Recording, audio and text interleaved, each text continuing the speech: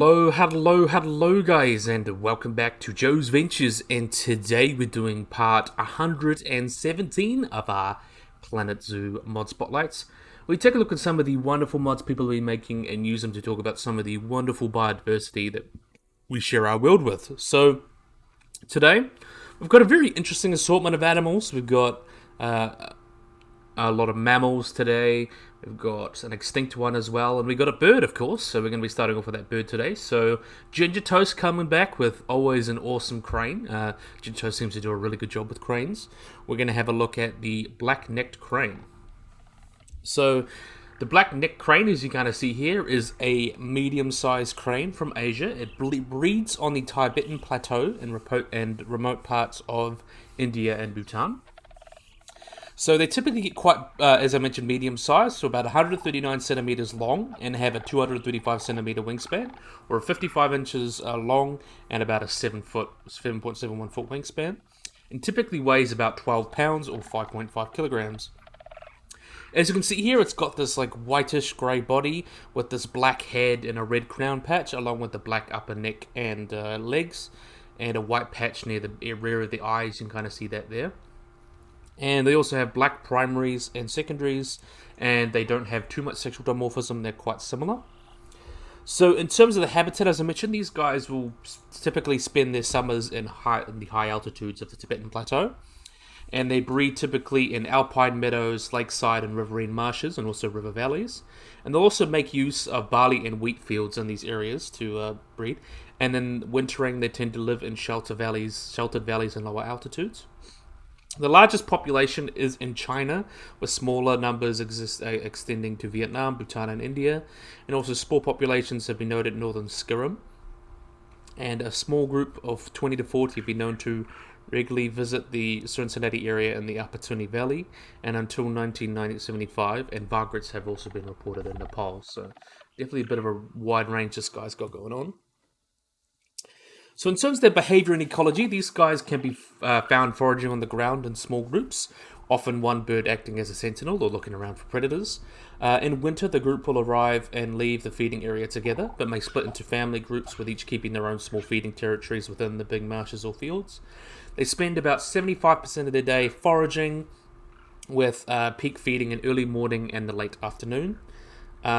In this manner, and while they're foraging, they keep walking and are able to walk quite long distances between feeding spots, and actually may cover up to several kilometers in a day while foraging.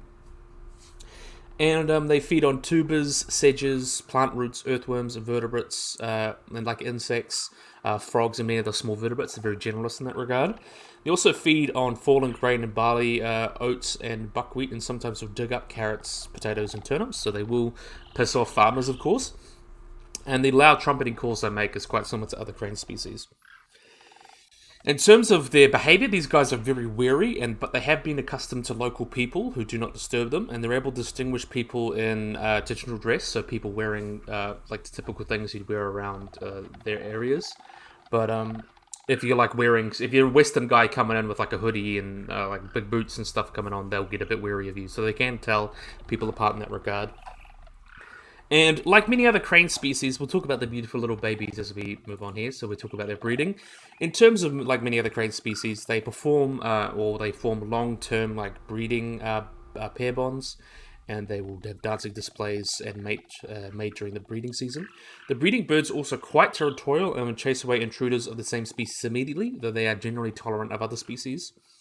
Their nest site is usually made in pre-existing mud islands inside a large shallow wetland, sometimes shared with like barred-head goose, so multiple species can nest in one area.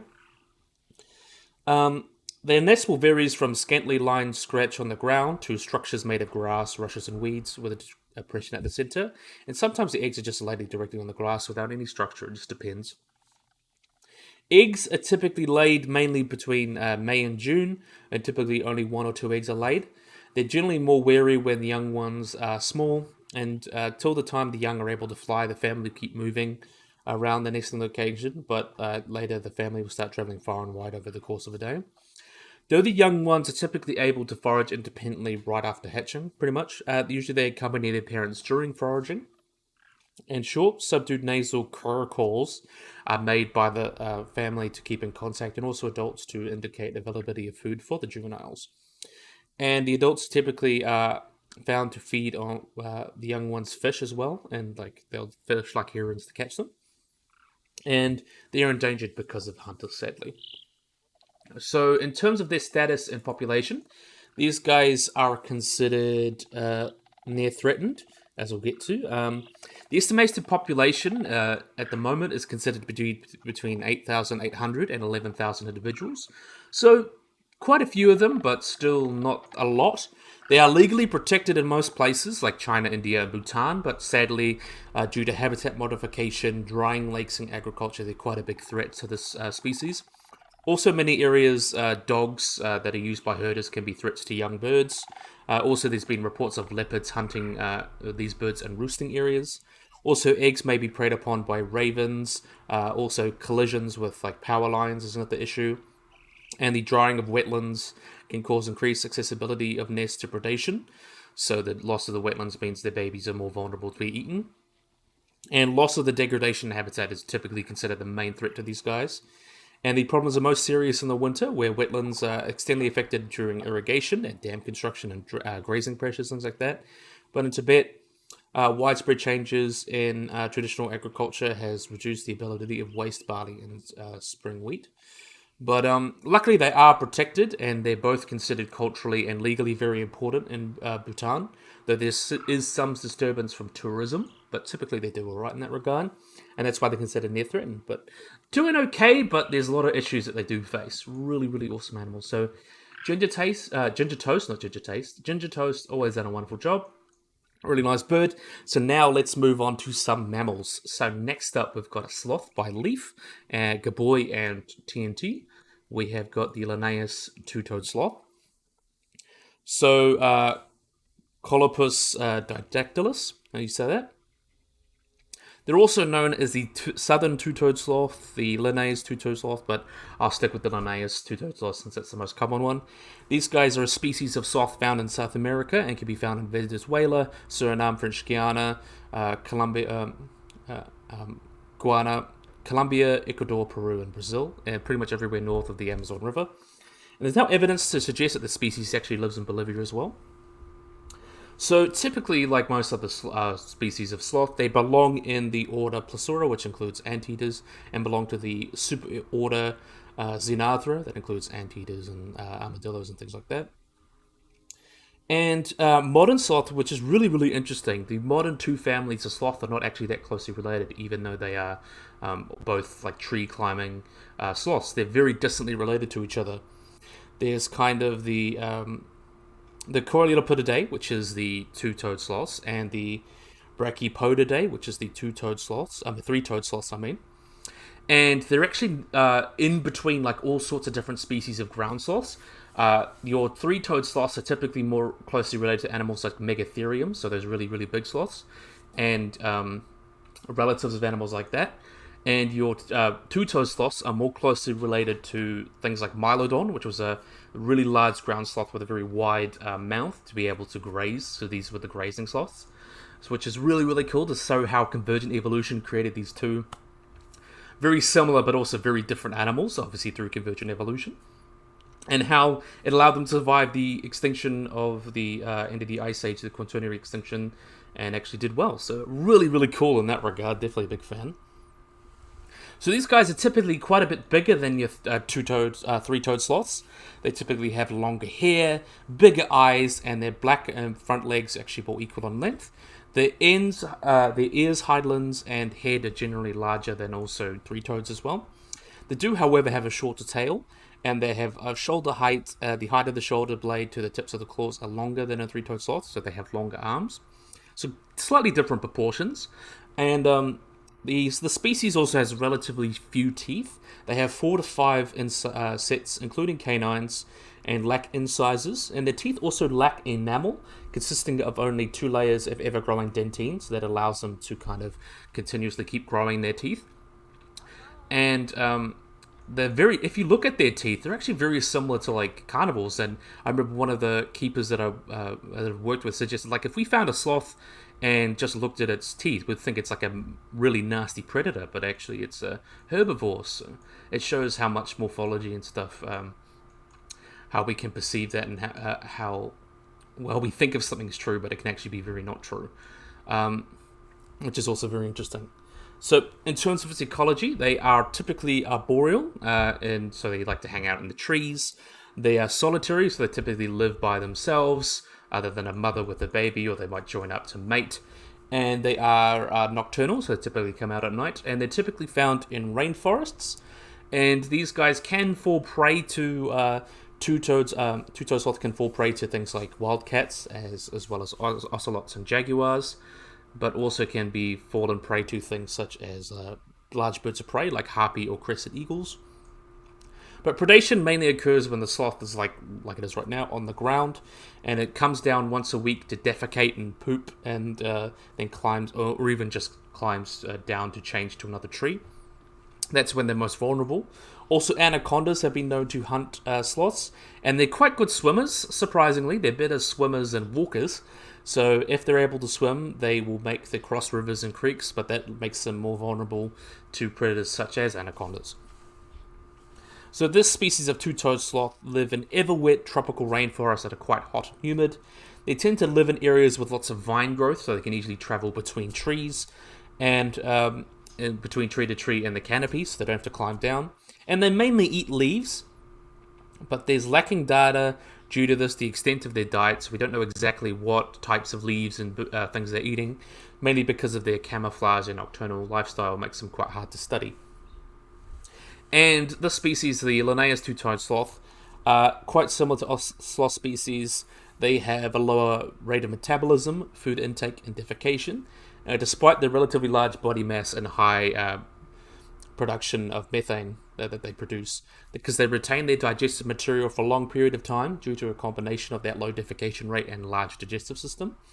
This long digestion period appears to have caused a sloth to make high volumes of methane, very similar to other herbivores. And the high methane level may actually be result of the high formate levels in the digestive material, which is also quite interesting. And to compare this guy to the Hoffman sloth, because there is a remake of the Hoffman sloth that I'm going to be covering next, like part 118. The main differences is, I believe, the Hoffman sloth lives a little bit more north, so they can be found in kind of Central America. These guys are more Southern America. Also, these have a pink nose and a much white like muzzle compared to these guys. They're a little bit more basic in that regard. They've got a black nose. That's one of the main ways you can tell them apart. But yeah, really, really cool. Leaf, Gaboy, and TNT's really done a wonderful job giving us a really nice sloth. I do love talking about sloths. This will become an exhibit species, I believe, because we obviously had the sloths, but it's easier to code habitat animals at the moment, so that's why they were brought as in habitat animals. And then you'll get the exhibit version, hopefully, sooner or later. But that's really, really cool. Definitely love that guy. Wonderful job. So, next up, we have got, moving over to Australia, we've got the yellow-footed rock wallaby. Really, really wonderful little guys here. So, the yellow-footed rock wallaby, very, very awesome. Also, name is Perigate Zolporthus, I believe you're saying that. He's also known as the ring-tailed rock wallaby. They are a macropod, so they're related to kangaroos, wallaroos, wallabies, animals like that. And you can see from their description, or how they look, we'll have a look at these guys. Let's see if we can zoom in a bit. I want to zoom in a bit more, but we can't really at the moment, probably because they're eating. But anyway, they are a grey to fawn grey colour on above, and lightly coloured with as you can see, like a dark mid-stripe going down. And the ears will become orange. You can see the orange coming around the back of their ears and on their arms and legs, and also down their tail with kind of the striping there, where they kind of get their name the yellow foot because their feet are yellow. Their head to body length is typically about 480 to 650 millimeters, or usually about 600 millimeters, so about 60 centimeters, and have a tail length of about 570 to 700 millimeters, or about 69 millimeters. So that's kind of about a meter long or so, and they weigh about 6 to 11 kilograms. Really, really cool. There are species. These species can be found in western New South Wales, eastern South Australia, and isolated populations live in Queensland. But they're typically not found near human habitation. They are rock wallabies. They're like hanging out in rocky areas away from people. And it's typically considered two subspecies. Uh, and the actually divergence rate, the genetic divergence between the subspecies, is greater than some other rock wallaby species, which helps reinforce their subspecies status. So there's the type species, which is Pinagate Zolthus solthus, I believe you say that. These guys are vulnerable. These guys live in South Australia and live within the Gorlin Ranges, the Finder Ranges, and the Oakley Ranges. This population is estimated to be between 2,000 and 6,500 animals, with great uncertainty and likely large fluctuations.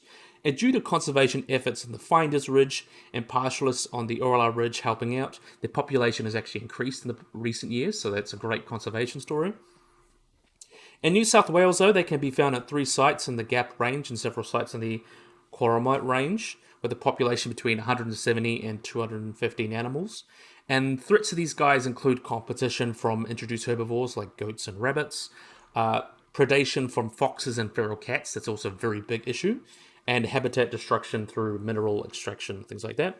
And then you have the other subspecies, which is called Celeris. These guys are also listed as vulnerable, and they have a restricted distribution and found in the rocky ranges of the central western Queensland. And threats to these guys include the same ones that you find with other wallabies, that include kind of fox predation, competition with domestic and wild introduced species like goats and cattle, climate change, reduced access to water, habitat loss and fragmentation, and increased bushfires. And the population estimated to be between 5,000 and 10,000 in 1993.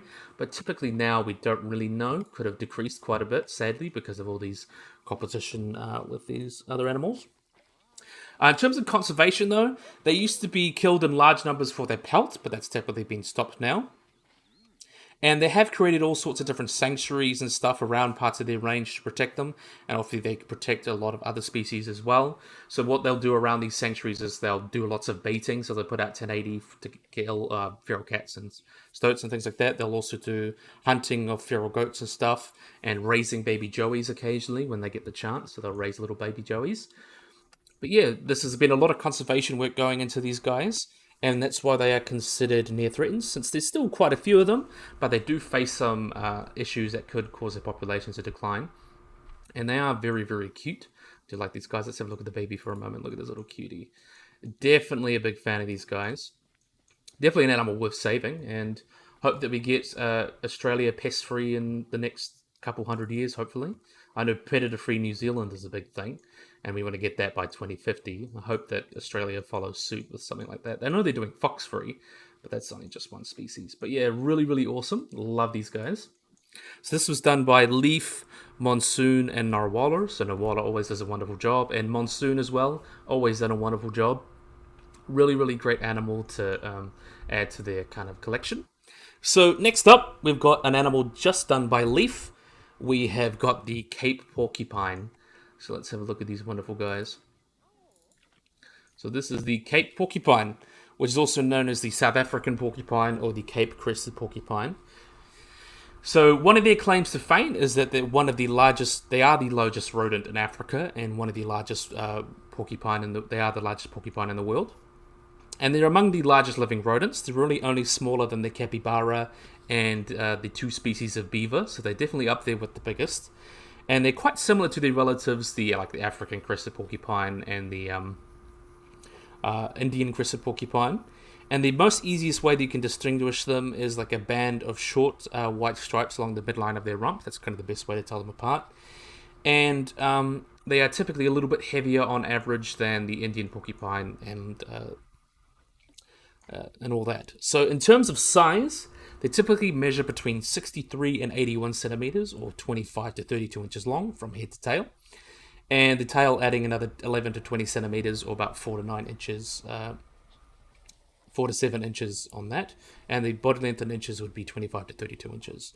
They weigh between 10 and 24 kilograms, or about 22 to 53 pounds, with extremely large animals getting to about 30 kilograms, or 66 pounds, though males and females, they don't really exhibit too much in terms of sexual dimorphism. The average weight for males from Zimbabwe was about 16 kilograms, while the average of females was 18 from the Orange River Valley in South Africa, which is quite interesting. It seems that it just depends on where you are. As you can see, they're quite heavily built animals and with stocky body, short limbs, and a short tail. Their body is covered in long spines, as you can see here, up to 50 centimeters long, or about 20 inches in length. And it's bred with these thicker ones, and also defense claws that can be up to 30 centimeters or 12 inches in length, with kind of bristly, blackish or brownish fur. The spines in the tail are hollow, that allows them to make a rattling sound that allows them to scare away predators. Quite similar to rattlesnakes in that regard, so I think that's quite interesting. An erect crest of long bristly hair runs from the top of their head to their shoulders, where they get the name the crested porcupine. And the quills have multiple bands of black and white along their length, as you can kind of see there.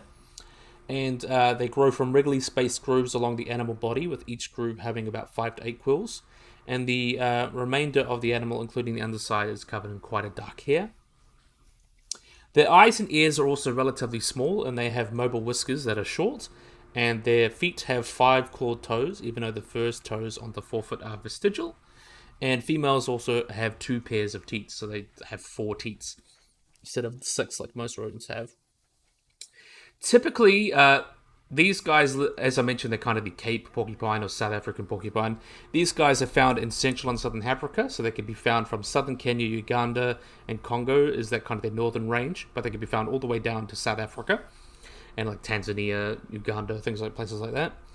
They inhabit a wide range of habitats from sea level, but they also don't really like dense forests, but they typically like and swampland. They typically like savannas and forests and things like that, not rainforests and wetlands and things like that. They typically are generalist in terms of their habitat.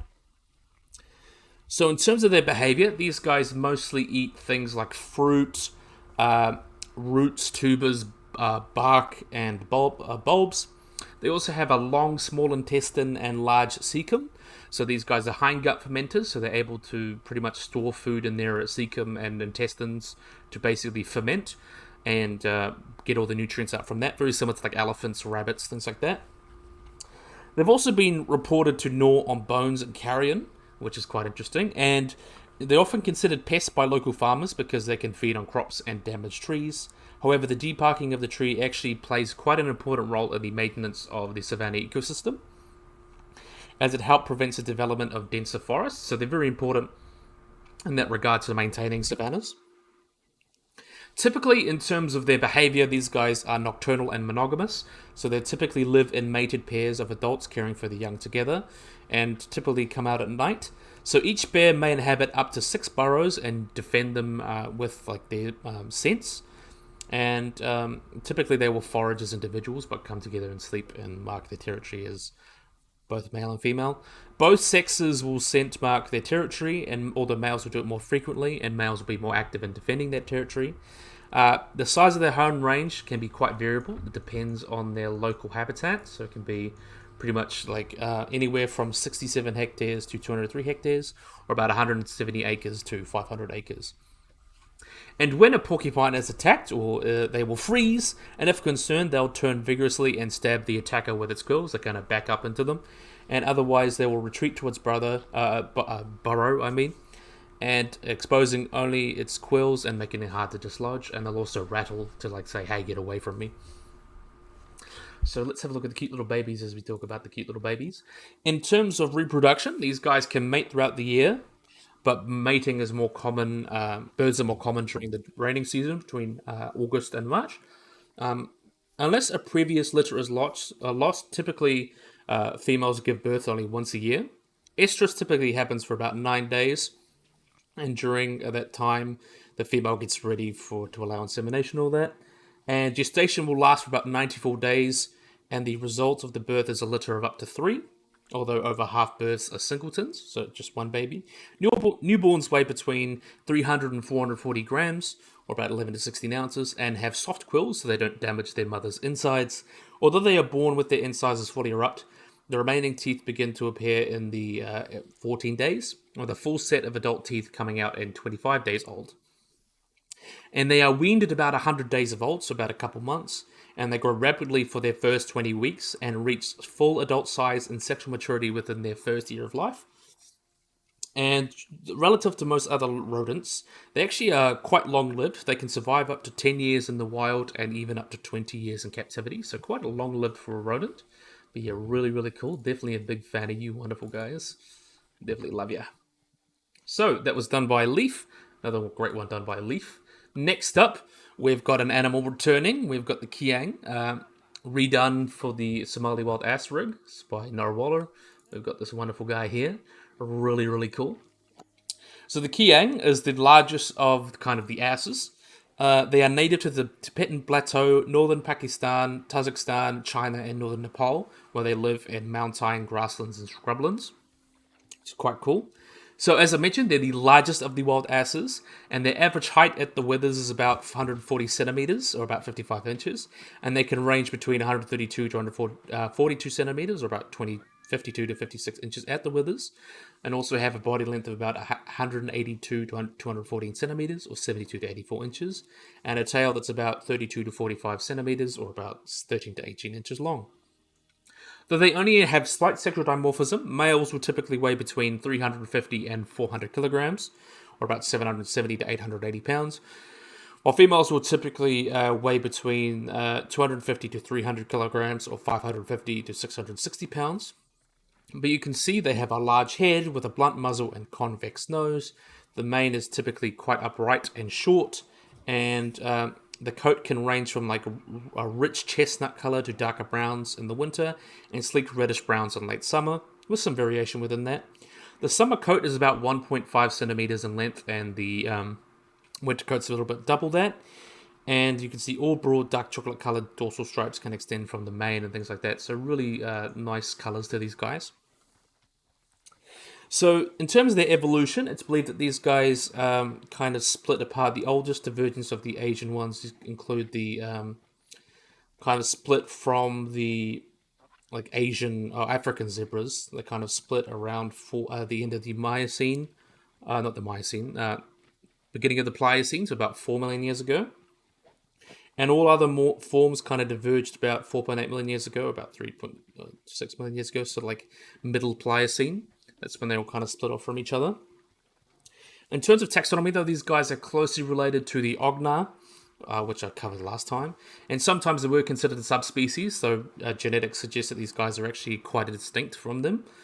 And the even closer relative may be the extinct Equus convidens from Pleistocene America. So it shows there's a lot of evolution that we're missing out because we can't look at... we're only looking at the modern animals and not the fossils, so they may be closely related to an African horse, which is quite interesting. Which is another bits of similarities. However, this would means that Kiangs would have to cross Beringia during the Ice Age, where there's little evidence for that, so could be convergence, could be relatedness, don't really know.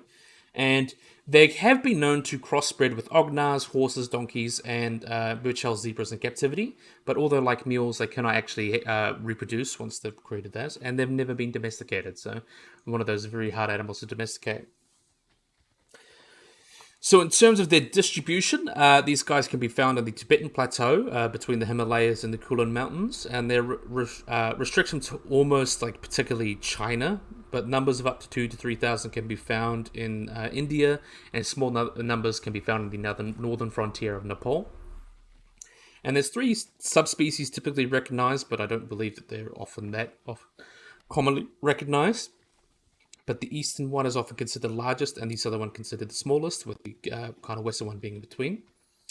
But in terms of the habitat, these guys inhabit alpine meadows and steppe country between 2,700 and 5,300 meters, or between 8,000 to 17,000 feet. Where they prefer kind of flat plateaus, wide valleys, low hills, where they feed on grasses, sedges, and things like that. And this open terrain is also as is supplying suitable foliage absent in most arid regions in Central Asia, and it makes it easy to then detect and flee predators. But in terms of behavior, like most equids, these guys are herbivores. They feed on grasses and sedges, but they like to like sedges and meadow grasses, things like that. When little grass is available, Like during the winter, they'll often eat herbs and roots and stuff that they'll dig up from the ground. And although they sometimes drink from water holes, it's actually quite rare, and they likely obtain most of their water from the plants they eat or snow in the winter, so they don't drink a lot of standing water. The only real predator these guys face, though, is the Himalayan wolf. So they've been known to defend themselves by forming circles, and with heads down, they kick out to defend themselves. As a result, they usually only attack single animals that stray from the group, the wolves. Typically, as well, they'll sometimes gather in herds who may number up to several hundred individuals. However, these are not permanent groups, but temporary aggregations, so they'll commonly either be young males or mothers of their foals, typically. But older males are typically solitary and defend a territory of between 0.5 to 5 kilometers squared, or about 19 to 1.93 miles from rivals, and dominating any local groups of females. So it's like anyone in his territory, any females in his territory are his, kind of pretty much. Territorial males sometimes become aggressive towards intruders that'll kick and bite them, but they most commonly try to chase them away, including braying and things like that to try and scare them off, which is quite interesting. So in terms of these little babies and their reproduction, this little grouper, so Kiangs typically mate between late July and late August, with older males tend reproductive females by like trotting around them and then chase them a little bit prior to mating. These guys have a less gestation reported to be about 7 to 12 months, somewhere in between there. And results of this birth will give a single foal. Females are able to breed again almost immediately after birth, but they often will give birth every other year. So they have a baby 1 year, then have a break, baby 1 year, have a break typically. Foals typically weigh up to about 35 kilograms or about 77 pounds at birth, and they're able to walk within a few hours of being born. And age of sexual maturity is unknown, although compared to most other animals like the ogna, they typically will be sexually mature at about 3 to 4 years of age, and Kiang have been known to live about 20 years or so in the wild. So really, really cool. They're also considered least concern. It's still quite a common animal. So yeah, cool. Love the Kiang. Really, really cool and really, really cute. Nice to see another horse in the game, another remake. So really, really nice. So next up, second to last, the Kiang was done by Narwhal. Our next animal was done by Bongo Hardwood and Leaf. Another kind of remaster that got a new lease on life. We have got the common waterbuck. So really, really awesome. So the common waterbuck is a species of large antelope typically found in sub-Saharan Africa. So in terms of kind of their size, they were first described in 1833 by the Irish naturalist William Wallaby. And quite cool animals. They often come in two varieties or two subspecies, and sometimes even considered different species. The kind of common ogna and the Elesiposanum waterbuck. Not ogna, waterbuck. So the common waterbuck and the Defasa waterbuck is what they're called. The head to body length is typically between 117 to 235 centimeters, or about 70 to 93 inches. And a typical height is about 20 to 136 centimeters, or 47 to 54 inches in height. And they're quite sexually dimorphic, so males will typically be taller and heavier than females. Males are roughly about 127 centimeters or 50 inches at the shoulder, while females reach 119 or about 47. And males will typically weigh between 198 to 262 kilograms, or between 437 and 578 pounds. And females about 161 to 214, or 355 to 472 pounds. And they have a varied coat that can be quite brownish to grey. And males have these long horns that kind of spindle around, and they curve backwards and forwards, and can be about 55 to 99 centimeters, or about 22 to 39 inches long. So as I mentioned, based on coat color, there were 37 subspecies of waterbuck described, but now they've been put into two groups, the common waterbuck and the Defasa waterbuck.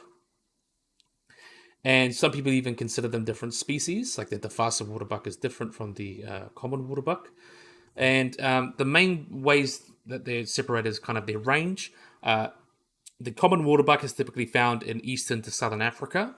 So if you're in Tanzania or South Africa, that's where you'd find the common waterbuck. The Defasa waterbuck typically is found a little bit more north. So if like in Uganda or in like West Guyana and places of western and northern Africa, you'd find the Defasa waterbuck. So as I mentioned in the description, they're all quite a robust build as well. Quite cool in that regard. They have long, shaggy hair on their neck, as you kind of see there, and it's quite sparse on their coat. It's got sparse hair, but a thick coat. They also got the nickname because they're quite musky, the greasy cobe, and this odor is so unpleasant that it actually repels predators. And the secretion also aids in waterproofing their body, so it means that when they dive into the water, they don't get like lots of water in their skin. I mean, in their hair, so it allows them to keep dry. Very similar to like how penguins will keep their feathers cool with oils, and also otters and things like that, which is quite cool. And the facial features, you can see they've got a white muzzle and like these white eyebrows. You've got light eyebrows that are lighter, and they also got a cream-colored patch, or also called the bib, on their throat, which is quite interesting. And waterbuck have long neck and a short, strong back of legs, and females have 2 nipples. The common waterbuck and the fossil waterbuck are actually quite different. Measurements include greater tail length for the fossil waterbuck, and while the common waterbuck is actually quite a bit taller. But the main different way you can tell them apart is their bum. So they have quite a hollow circle on the common waterbuck, but it's completely covered with their butts completely covered with white hair on the fossil waterbuck. So in terms of their ecology and behavior, these guys are rather sedentary, though they will migrate some. They're a gregarious animal and can live in herds between 6 to 30 individuals. And the various groups will include nursery herds, so females with babies, bachelor herds, or a bunch of males, or males that are maintaining a territory. Typically, herd size will increase in the summer, and groups will fragment in the winter as they go around looking for food. As soon as young males will start developing their horns, they'll be chased out of the herd by territorial bulls, and then they may roam on their own or with a bachelor herd, and may even roam through into female home ranges. Females tend to have quite large home ranges, about 200 to 600 hectares, or about 0.7 to 2 square miles, or about 490 to 1,480 hectares. And a few females may actually form spinster herds, and though females are typically seldom aggressive, there be minor tensions within the herd, so not everything goes on well in paradise. So males will typically show this very territorial behavior at an age of about 5 years of age, but most become dominant about 6 to 9 years of age. Males will hold a territory between 4 to 146 hectares, or about 10 to 360 acres, or about 1.015 to 0.5 kind of acres, square miles, I mean. And males are inclined to to remain settled in their territory, though over time they may kind of go into other territories. They typically don't have no elaborate rituals. They kind of just dung and urine are dropped to kind of say, hey, this is my territory. But at the age of about 10 years, male will use their territorial nature, and then later a younger bull kind of replace it. And there's also another social group, this kind of satellite males, that are mature bulls are yet to have their own territory, and they'll exploit resources and mating opportunities in the presence of the dominant bull, which is quite interesting. Very similar to, like, if you've seen Prehistoric Planet, they have the sneaky males. It's kind of their equivalent, but not quite so evolved. It's kind of just like a male kind of taking the opportunity while he's got it. The satellite male. And territorial males will actually use several kinds of displays. They'll often show off their white patch on their throats and try to frighten trespassers. They'll fight and kind of lower their head and kind of push each other like they would. Fights can actually get quite violent between these guys, as one of the opponents can be met with death because of wounds as they get stabbed in the kind of abdominal area because of their large horns, things like that. But a silent animal, they can use a Fletchman response for usable communication and things like that. And they'll often will jump into water to escape predators. So that includes lions, hyenas, leopards, cheetahs, wild dogs, and crocodiles. However, they've been observed that waterbuck do not particularly like being in water, so they typically will run into water and run for cover when alarmed, and the males will often attack predators. So the females will run away, the males will kind of jump in, but they like hanging out around water, so that's where they get the name waterbuck, though they don't like being in water so much. So have a look at the female while we talk about the diet. So these guys have a great dependence on water, so they cannot tolerate dehydration in hot weather, so they typically like to hang around other water sources. However, it's been observed that unlike other members of its genus, the waterbuck will actually range farther into woodlands while maintaining its proximity to water. So these guys feed on all sorts of different grasses and things like that, and though the Dufasa waterbuck has a much greater protein requirement than the African buffalo and things like that, the waterbuck actually spends much less time browsing in compared to other grazers. In the dry season, they'll actually of the 24-hour of the day, about 32% of the 24-hour of the day was spent on browsing in the dry season, where no time was spent during the wet season, which is quite interesting. But in terms of reproduction, let's have a look at the cute little babies as we talk about reproduction. In terms of reproduction for these guys, waterbucks are quite slower compared to other antelopes in terms of their maturity. While males become sexually mature at about 6 years, females will reach maturity about 2 to 3 years. Females may conceive at the age of 2.5 years and remain sexually reproductive for 10 years. And in equatorial regions, they'll give birth and breed throughout the year, but the births will peak in the raining season. However, in Sudan, their mating season will last about 4 months. And some parts of Africa, like in Southern Australia, they'll last for a day or less, so not very long. Estrus will last for a day or less. Mating will begin after the male confirms that she's an estrus, and then, of course, they'll mate. They'll, like, lick her and things like that, lick the base of a horn, and then they'll copulate. And they'll often copulate about 10 times during that time.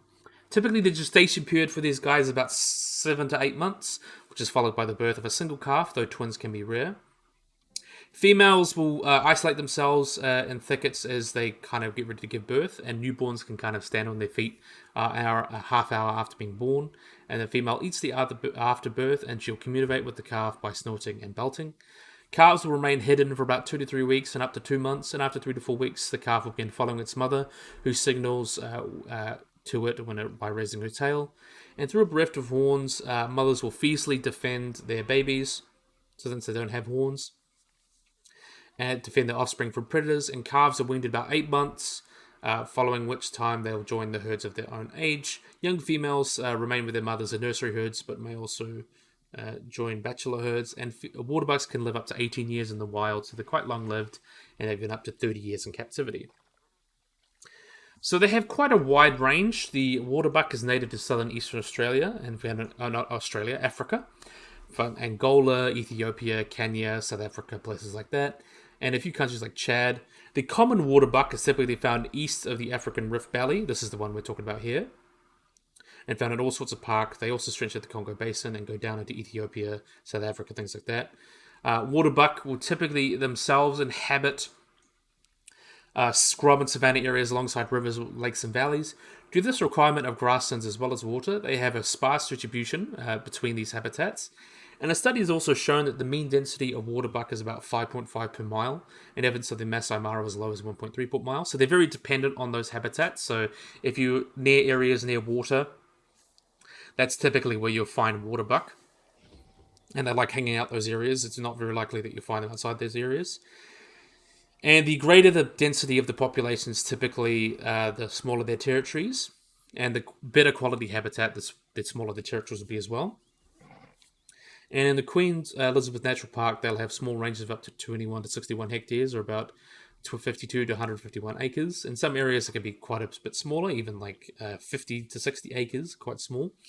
That's kind of considered their smallest home range. But in terms to their threats and issues in terms of their conservation, they're typically considered least concern. More specifically, the common waterbuck is considered least concern, but the defaster waterbuck is considered near threatened. And the population trend for the defaster waterbuck is decreasing because of large populations being eliminated due to poaching and human settlement and destruction of their habitat.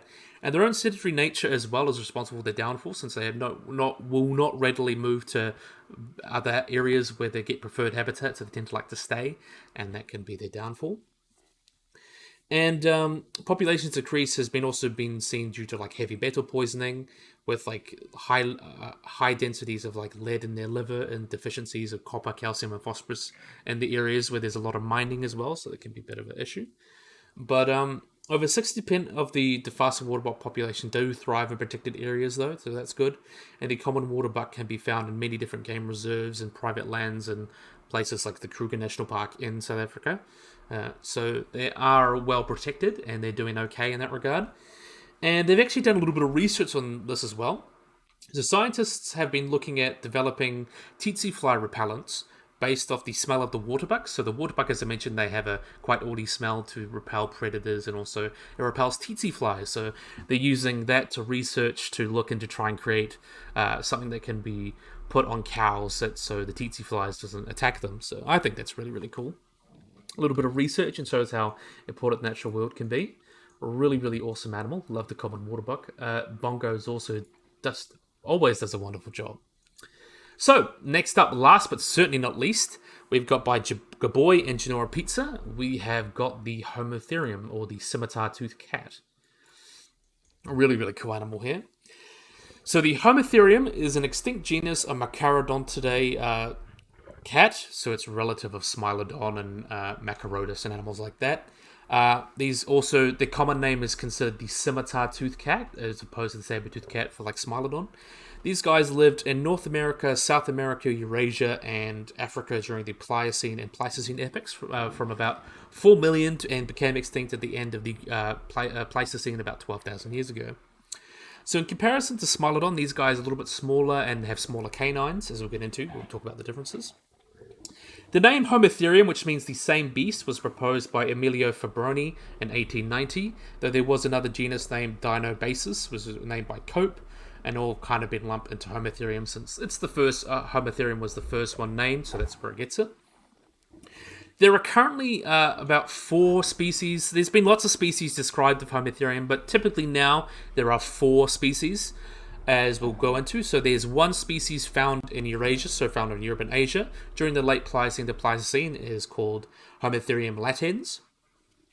With other species used to be described based on size differences, but now they're all just considered the same species. In North America, the older species, the older specimens of Homotherium are given the species Homotherium iturus, and the younger ones are Homotherium surium, which could be lumped potentially, but those are the kind of the older ones are Iturus and the younger ones are Surium.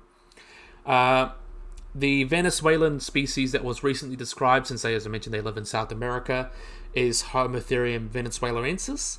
And the African species used to be named, Homotherium ethiopicum and Homotherium hadriensis. But the African specimens of Homotherium are quite fragmentary, so they're generally not assigned to species, but we know that they lived in Africa, so they lived from Africa throughout Europe into Asia and into North and South America, so quite a wide range. And we also have some genetic material from Homotherium, which is really, really cool. So we know a little bit more about that. So we know that these guys diverged from Smilodon about 18 million years ago. And Homotherium may have been originally an African species and may have descended from Amphimachaerodus, and first appeared during the early Pliocene about 4 million years ago.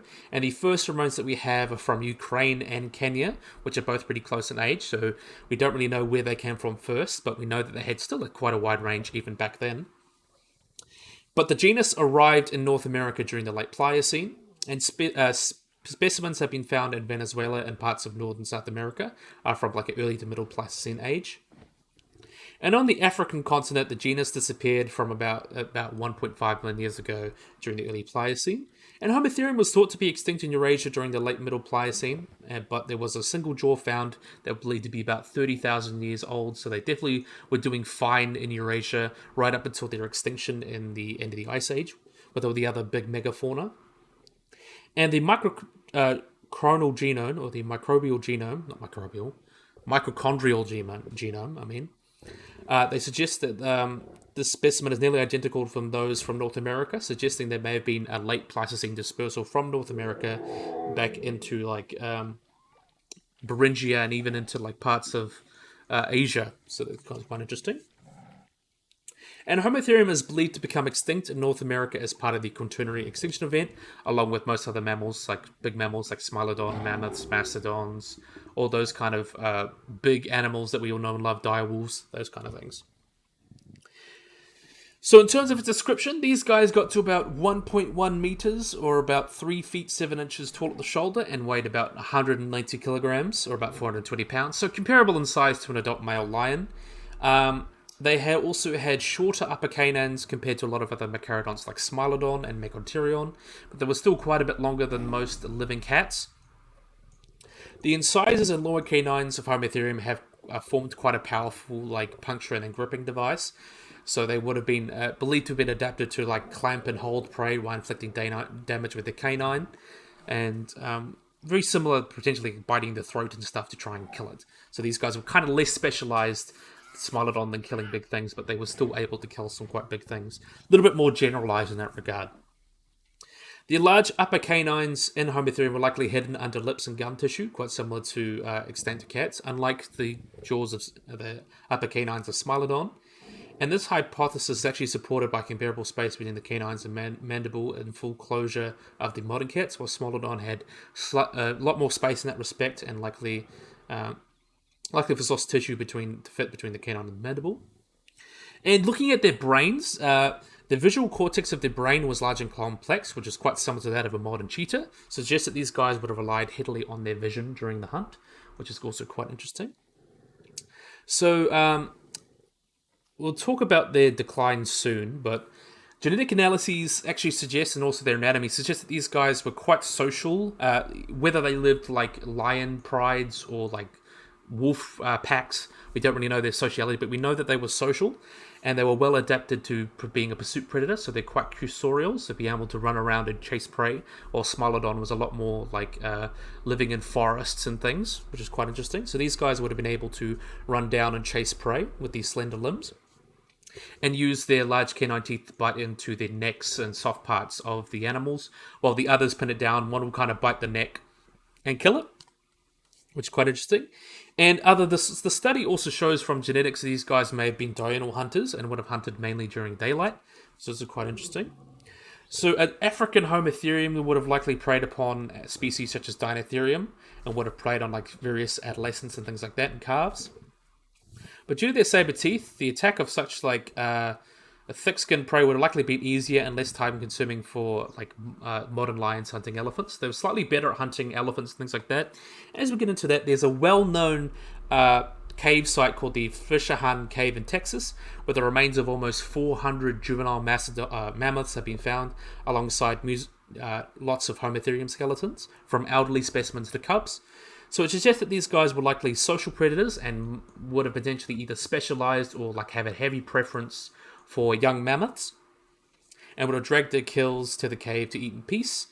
And Homotherium seem to have retained the excellent nocturnal vision of most cats, and hunting in night in the Arctic regions would have been quite good for these guys as well. And you can quite see they're very similar in a lot of regards to Smilodon, as they have that sloped back and very almost bear-like appearance with the very large forelimbs and the kind of sloped back. So they would have had a very bear-like build and be able to like pin down prey with their large large arms and things like that. Be able to pin down prey. And they seem to have suffered a lot of injuries, like broken upper canines and things like that, which seem to be struggling with prey. So as they were group hunters, they would probably have a few trying to pin down the baby mammoth or the bison or whatever they were hunting, trying to pin that down, and then one would kind of bite the neck to try and kill it. So they would have been hunting in groups. And also as well, the bones of the young mammoths found in the cave have distinct marks from the incisors of Homotherium. So it seems that these guys could have eaten the meat quite well, and even also dragged the carcasses. They would have dismembered the carcass and dragged it back into their cave to eat it, potentially to get away from other animals that would have come and scavenged their kill. It's very similar to cheetahs in that regard. So things like dire wolves and Smilodon and American lions could have scared them off their kills. So they kind of break it up and run down to the cave before they get the chance to eat it. So I mentioned these guys have a preference for kind of young mammoths and things like that, but they most likely would have eaten horses, bison, camels, pretty much anything that of a decent size. And that's believed to what have potentially caused their extinction. So the main reason these guys would have declined would have been the disappearance of the kind of large herbivorous mammals, like mammoths, a lot of large bison, horses, camels, woolly rhinos, Homotherium, animals like that kind of became extinct at the end of the Pleistocene. So in North America, these guys were nowhere near as common as they were in places such as Eurasia, because they had to live with the Smilodon and kind of a lot of competition there, but they were nowhere near as common in America as they were in Eurasia.